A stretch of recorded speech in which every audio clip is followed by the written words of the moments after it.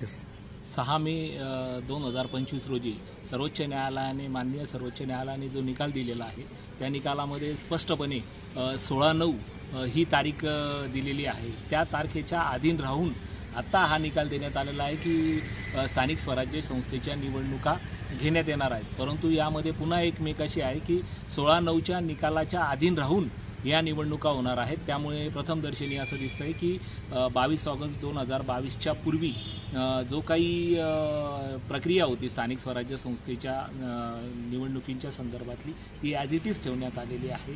त्यामुळे मला असं वाटतं की न्यायपालिकेचा हा निकाल पुन्हा एकदा संशय निर्माण करणारा आहे आणि त्यामध्ये एक सगळ्यात महत्त्वाची बाब आहे की राज्य सरकारची अकार्यक्षमता या सर्व बाबीमध्ये स्पष्ट दिसून येत आहे आणि दुसऱ्या बाजूला निवडणूक आयोग अतिशय मोठ्या प्रमाणामध्ये दुर्लक्ष करत आहे। त्याच्यामुळे या तीनही संस्थांचा स्थानिक स्वराज्य संस्थेच्या निवडणुकीच्या संदर्भातला हा संघर्ष मला हा लोकशाहीची हत्या करणारा वाटतो।